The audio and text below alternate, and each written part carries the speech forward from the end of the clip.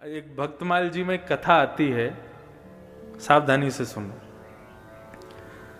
महाराष्ट्र के पंढरपुर में एक वैष्णव भक्त थे, उनका नाम था त्रिलोचन दास।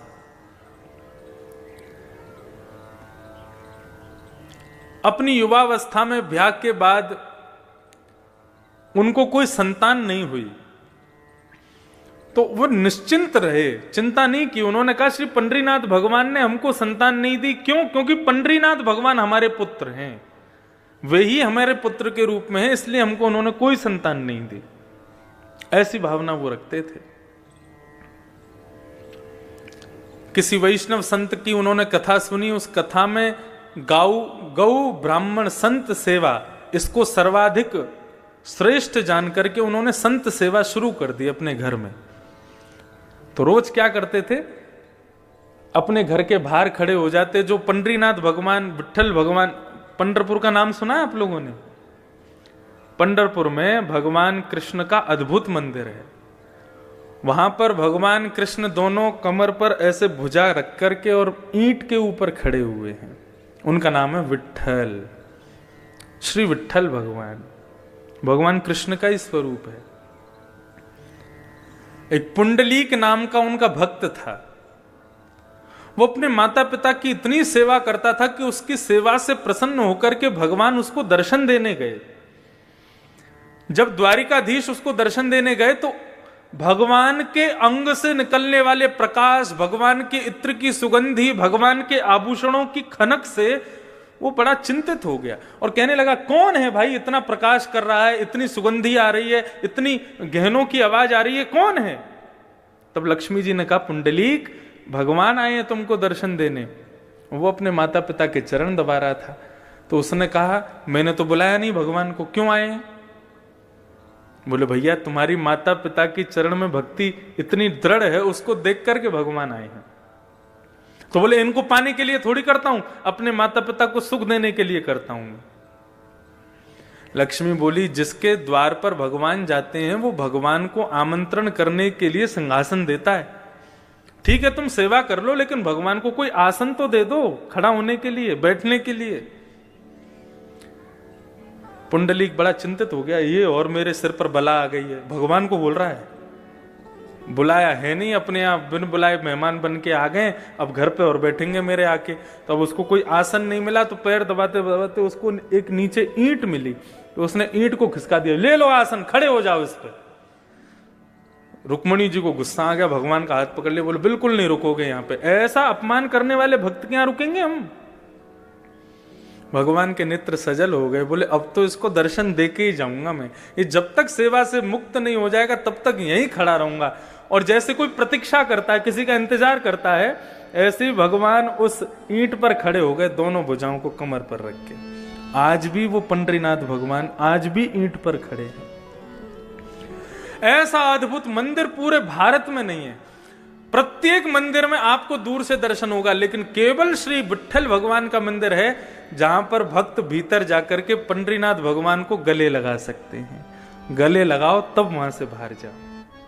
जब गले लगाते हैं तो भगवान की इत्र की सुगंधी पूरे हमारे अंग में आ जाती है। इतना सुंदर मंदिर है, अद्भुत। तो पंडरीनाथ भगवान को त्रिलोचन जी अपना पुत्र मानते थे, ये कथा में बोल रहा था।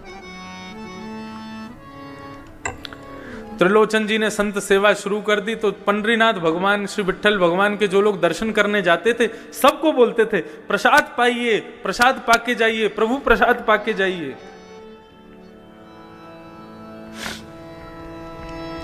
अच्छा, एक मैं नियम आपको बता के जाऊं। इस कथा के जो मुख्य आयोजक परिवार हैं, इस कथा के रूप में हम आपको कुछ दे पाए नहीं दे पाए, ज्ञान दे पाए नहीं दे पाए, हमें नहीं पता आप कितना ले पाओगे या हम क्या दे पाएंगे। ये मन का भाव है और मन से एक भाव प्रकट हो रहा है। पूरी करने की जिम्मेदारी अपने ऊपर रखना भी नहीं। जो यजमान परिवार है उनसे कह रहे हैं हम भगवान पे ही छोड़ना, वही पूरा करवाएंगे, लेकिन हो सके तो इस नियम को आप शुरू करवा देना। क्या? इस कथा के बाद हर हफ्ते का एक कोई विशेष दिन, और उस विशेष दिन में भी यदि महीने की एकादशी का ही, एकादशी नहीं द्वादशी का ही दिन यदि आप लोग रखें तो गुना में एक दो घंटे का इसे प्रातःकाल ब्रह्म मुहूर्त में पूरा परिवार उठ करके एक छोटा सा अन्न क्षेत्र करे। राह पर चलते हुए जितने लोग हैं सबको गरम गरम खिचड़ी और थोड़ा बहुत कुछ ना कुछ, ये महीने में जब जब द्वादशी आवे तो द्वादशी के दिन ये एक नियम इस कथा के एक फल के रूप में आप प्रारंभ कर दीजिए। और मैंने पहले ही कहा उसकी जिम्मेदारी अपने ऊपर मत रखना, उसकी जिम्मेदारी ठाकुर जी पे ही छोड़ देना, बोले आप ही पूरा कराओ। हमें कम से कम ये सांत्वना रहेगी कि हमने अपनी कथा के द्वारा गुना में, और आपको भी एक संतुष्टि रहेगी उस कथा से हमारे गुना क्षेत्र में प्रत्येक द्वादशी को एक छोटा सा अन्न क्षेत्र चलता है। अन्न ब्रह्म है और उस अन्न का बल ही इतना तीव्र होगा, उस अन्न क्षेत्र का बल ही इतना तीव्र होगा कि वो अन्न ही इतना बल प्रदान करेगा कि इस जन्म क्या अनेक जन्मों तक, आपके कल्प कल्पांतर तक आपके परिवार का कोई भी व्यक्ति अन्न से वंचित कभी नहीं रहेगा। अन्न की कृपा सदैव उस पर बनी रहेगी। तो ऐसे सब लोगों को पूड़ी सब्जी है, खिचड़ी है, जो इच्छा हो, महीने में जब भी द्वादशी आवे, एकादशी के अगले दिन ये एक अन्न क्षेत्र छोटा सा आप प्रारंभ करो। और उसकी कृपा क्या होगी, उसका बल क्या होगा, वो भागवत जी आपको स्वयं दर्शन करा देंगे। ये आपकी सामर्थ्य के ऊपर है, रोज कर सको रोज करो, लेकिन द्वादशी को हो तो द्वादशी को करो, लेकिन ये अन्न क्षेत्र जरूर। परम पूजनीय प्रातः स्मरणीय श्रीमद् भागवत के व्यास मंच की गरिमा जिन्होंने स्थापित की अनेकों वर्षों से, परम पूजनीय श्री डोंगरे जी महाराज, उन्होंने जहां जहां कथा शुरू की वहां वहां अन्न क्षेत्र शुरू कर दिए और आज तक उनके अन्न क्षेत्र चल रहे हैं। तो भागवत कथा का सबसे बड़ा मूल्य यही है कि व्यक्ति उस क्षेत्र में जहां भी कथा हो वहां अन्न और ज्ञान इन दोनों से कभी वंचित ना रहे, यही भाव। तो त्रिलोचन जी सबको बुलाते थे, प्रभु प्रसाद नाम रखा था अन्न क्षेत्र का, बोले सब लोग आओ प्रसाद पाओ प्रसाद पाओ। अब वो इतना स्वादिष्ट भोजन बनाते थे कि 100 से 200, 200 से 500, 1000, अब तो प्रत्येक दिन 5-5 हजार लोग भोजन करते थे उनके यहां पर। और बनाने वाले कोई नहीं, त्रिलोचन जी और उनकी पत्नी, दो ही लोग, परिवार में और कोई था नहीं, संतान थी नहीं। सेवा करते करते करते करते करते अति वृद्ध हो गए। अति वृद्ध होने के बाद में उन्होंने भगवान से केवल एक ही इच्छा रखी, प्रभु आपने हमें संतान तो दी नहीं, हमने आपको ही पुत्र माना है, लेकिन अब आपसे एक प्रार्थना करते हैं कि हम दोनों बड़े वृद्ध हो गए, हमसे भोजन बनता नहीं है, सबको पवाने में बड़ी दिक्कत होती है, एक कोई वैष्णव भक्त हमको कोई एक नौकर मिल जाए जो हमारे यहां पूड़ी सब्जी रोटी साग चावल ये सब बना दिया करे और संतों को परोसवा दिया करे, तो 2 से 3 हो जाएंगे तो सहजता रहेगी। तो दिन रात भगवान से यही प्रार्थना करते थे, एक बढ़िया श्रेष्ठ नौकर मिल जाए, एक कर्मचारी मिल जाए हमको। तो एक दिन श्री त्रिलोचन जी बैठे थे, इतने में ही ऊंची धोती पहन करके, सर पर स्वाफा बांध करके, बड़ा सुंदर सुकोमल स्वरूप सांवला सा एक नन्हा सा बालक त्रिलोचन जी के पास में आ गया। त्रिलोचन जी को आगे प्रणाम किया, बोले हाँ बेटा बताओ कहां से हो, कौन हो, क्या है? बोले हम काम ढूंढ रहे हैं, तो काम मिल जाएगा तुमको यहां पे, लेकिन कर पाओगे हमारे यहां काम? बोले क्या काम करना पड़ेगा? बोले कुछ नहीं, सवेरे शाम रोटी सब्जी बनानी है, संतों को पवाना है। तो नन्हा सा बालक कहता है, ये तो मेरा युग युगों का काम है, ना जाने कब से करता आ रहा हूं मैं। संत गौ ब्राह्मण की सेवा तो मैं जाने कब से करता आ रहा हूं। त्रिलोचन जी उसको देख के कहने लगे, अभी तुम 3-4-6-7 वर्ष के तो दिखते हो, और तुम कौन से जमाने से करते आ रहे हो? अब वो कैसे बता मैं, वो तो भगवान है, भगवान तो हमेशा से गौ ब्राह्मण संत सेवा करते आ रहे हैं।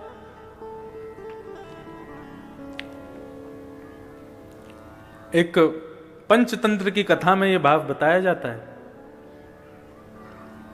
एक नदी के किनारे एक कुकर, ग्राम सिंह, जिसको साधारण भाषा में कुत्ता बोलते हैं, तो वो ग्राम सिंह गांव का शेर, वो ग्राम सिंह एक नदी के किनारे में रहता था, उसका पूरा परिवार उसके साथ रहता था। वैशाख के महीने में उसकी पत्नी ब्याई थी, बालक हुए थे बहुत सारे। तो एक दिन नदी में बाढ़ आ गई। जैसे ही बाढ़ आई तो बाढ़ आते ही इतना पानी आया कि उस ग्राम सिंह के बच्चे जोर जोर से चिल्लाने लगे, अरे बाप रे, इतना पानी तो हमने अपने पूरे जीवन में कभी नहीं देखा। तुम्हारा जीवन ही कितना सा, 1 महीना पहले तो तुम्हारा जन्म हुआ है, उसमें भी तुम क्या क्या देख लोगे। तो ठीक उसी प्रकार ये त्रिलोचन जी के पास में जो बालक आया, वो कह रहा है, मेरा तो जन्म जन्मों का काम है, ना जाने कब से करता आ रहा हूं। त्रिलोचन जी हंसने लगे, बोले अच्छा, नाम क्या है तुम्हारा? बोले मेरा नाम अंतर्यामी है। बोले वाह, बड़ा बढ़िया नाम है। तुम्हारे माता पिता कौन है? बोले मेरे कोई माता पिता नहीं है। बोले अच्छा, हमारे यहां काम करोगे? बोले कर तो लूंगा, लेकिन शर्तें हैं मेरी। त्रिलोचन जी बोले क्या शर्तें हैं? बोले सबका भोजन मैं बनाऊंगा, लेकिन मेरा भोजन आपको बनाना पड़ेगा। सबके लिए भोजन मैं बना दूंगा, लेकिन मैं अपने हाथ का बना हुआ भोजन नहीं पाता। ठाकुर जी पूरे विश्व को अन्न प्रदान करते हैं, पूरे विश्व को दाल चावल रोटी सब्जी सब देते हैं, लेकिन ठाकुर जी का भोग हमको ही बना के रखना पड़ता है। ठाकुर जी बोले सबको हम पवा देंगे, लेकिन हमारा भोग आपको बनाना पड़ेगा। त्रिलोचन जी बोले ठीक है, छोटा सा बालक है, छोटा सा इसका पेट है, 2 रोटी में पेट भर जाएगा। दूसरी बात, बोले एक और शर्त है। बोले क्या शर्त है? बोले कि हम 2-4 रोटी नहीं खाते। बोले कितनी खाते हो? बोले 2 सेर आटे की रोटी खाएंगे हम। अब त्रिलोचन जी की पत्नी कहने लगी, सेठानी जी, बोले कोई बात नहीं, पूरे दिन में तुम सबको हजारों लोगों को पवाओगे, 1-8 सेर आटे की रोटी हम तुमको खवा दिया करेंगे, कोई बात नहीं। बोले एक और शर्त है। बोले तीसरी शर्त क्या है? बोले तीसरी शर्त यह है कि हम जितना भी खावें आपको खवाना पड़ेगा। कभी अगर ये बोल दिया बहुत पेटू है, बहुत खाता है, तो मैं छोड़ के चला जाऊंगा, मुझको कभी टोकना नहीं।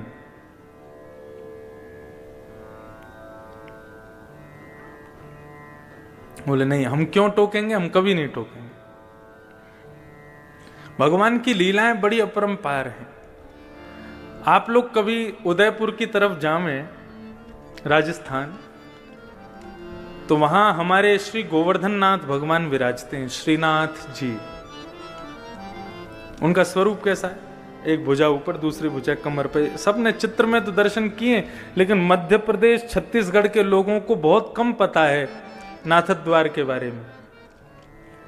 तो वहां श्रीनाथ जी का मंदिर है, और श्रीनाथ जी के मंदिर में ही श्रीमद जगत गुरु वल्लभाचार्य जी के सेव्य ठाकुर जी, हजारों वर्ष पुराने ठाकुर जी हैं। इतने से लड्डू गोपाल हैं, हमारे अंगुष्ठ के बराबर के लड्डू गोपाल। उनका नाम है नवनीत प्रिया। नवनीत कहते हैं मक्खन को, प्रिय कहते हैं उससे प्रेम करने वाले, नवनीत प्रिया। तो श्रीनाथ जी का जो भोग लगता है, वैसे ठाकुर जी की भोग की पद्धति ऐसी है कि पूरी रसोई की जितनी सामग्री है वो सारी सामग्री ठाकुर जी के मंदिर में रखनी चाहिए। कैसे? भगवान के मंदिर के आगे पत्तल रख दो, नीचे ही किसी बढ़िया स्टूल पर पत्तल रख करके उसी में कड़ी की भगोनी, उसी में सब्जी का भगोना, उसी में ही रोटी सब्जी सब एक साथ पधरा दो, सब में तुलसी छोड़ दो, कक्ष बंद करके 20 मिनट के लिए ठाकुर जी को भोग लगाने दो। वो नहीं हो सकता तो थाली ठाकुर जी की लगाओ, थाली में ठाकुर जी का भोग लगा के फिर उस थाली को पुनः सब में मिला दो। ये भोग की प्रक्रिया होती है। तो नाथ द्वार में रसोई की सारी सामग्री श्रीनाथ जी के सामने आती है, फिर ठाकुर जी भोग लगाते हैं। लेकिन जो वो छोटे से नवनीत प्रिया जी हैं, वो अपनी गद्दी के सहित उठ करके रसोई में जाते हैं, वहां जाके भोग लगाते हैं। अच्छा, ठाकुर जी के भोग में एक नियम है क्या? मिष्ठान जो है, मीठा जो है, वो ठाकुर जी की तरफ होना चाहिए। जैसे आपने पूरी थाली लगाई तो ये जितनी भी खट्टी पदार्थ हैं या नमकीन पदार्थ हैं, दाल चावल आदि, इन सबको दूसरी तरफ रखो। मिष्ठान जो है वो ठाकुर जी के आगे सबसे पहले वही रखो। मीठा, ठाकुर जी पहले मीठा खाते हैं, उसके बाद फिर कुछ नमकीन खाते हैं, फिर मीठा खाते हैं, फिर कुछ नमकीन खाते हैं। ऐसे ठाकुर जी का नियम है।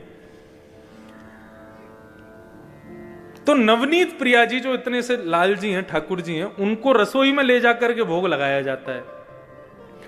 तो उनका नियम है, सबसे पहले मिठाई रखी जाएगी, उसके बाद में पापड़ रखे जाएंगे, उसके बाद में नमकीन रखी जाएगी, उसके बाद में दाल चावल रोटी ये सब रखे जाएंगे।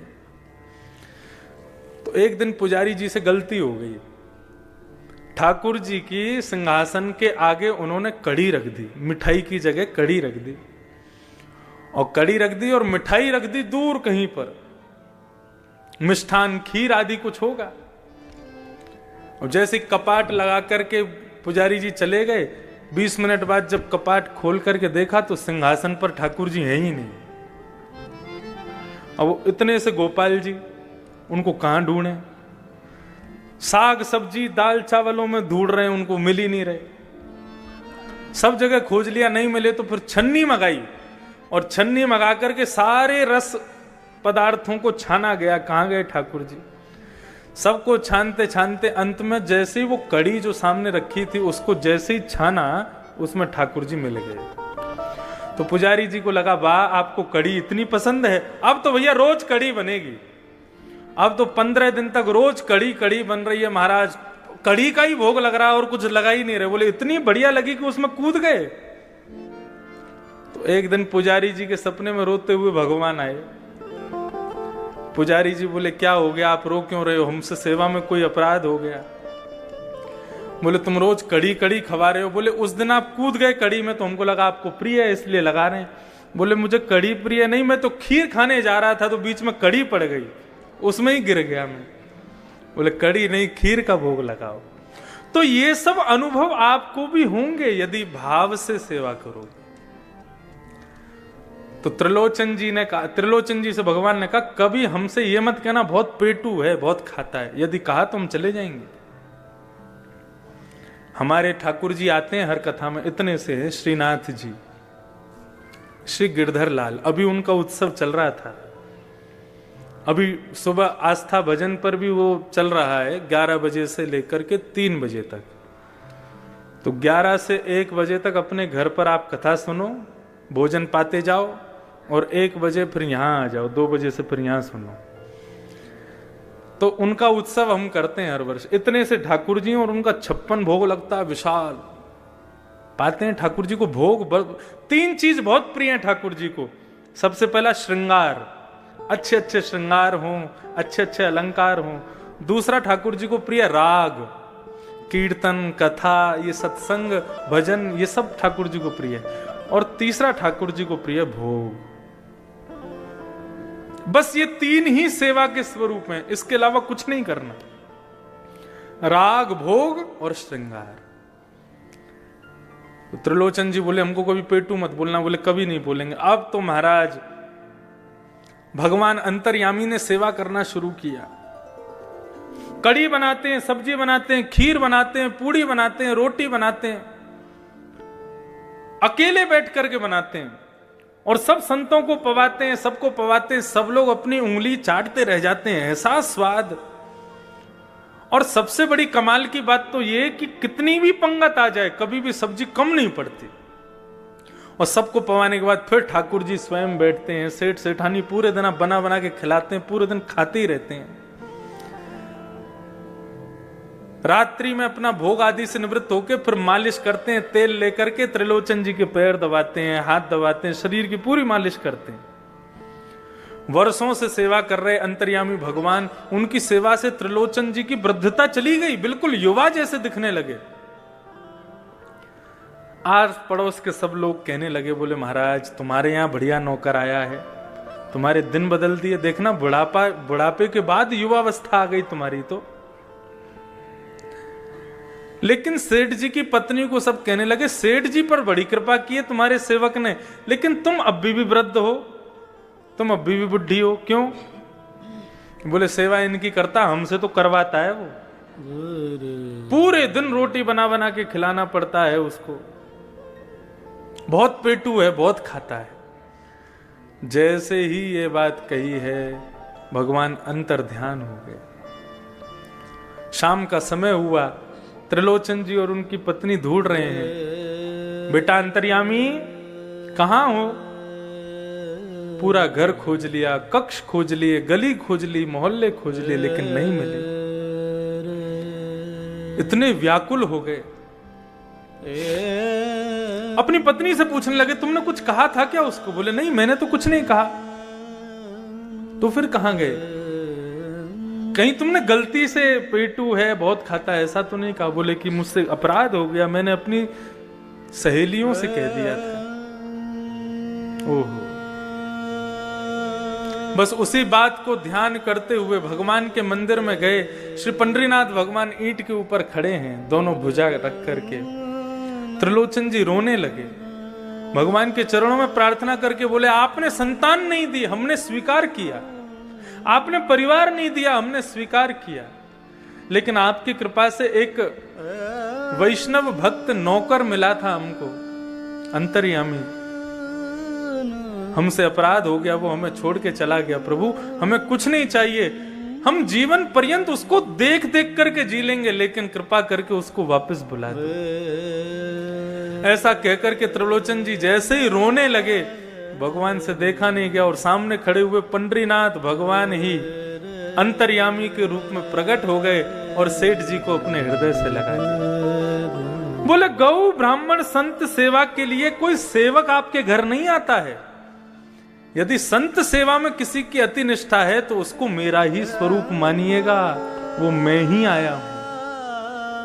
साधारण मानव की संत में कभी इतनी निष्ठा नहीं हो सकती, मेरा ही अंश उसके भीतर जाकर के संत के प्रति निष्ठा को प्रकट करता है, वो मैं ही था।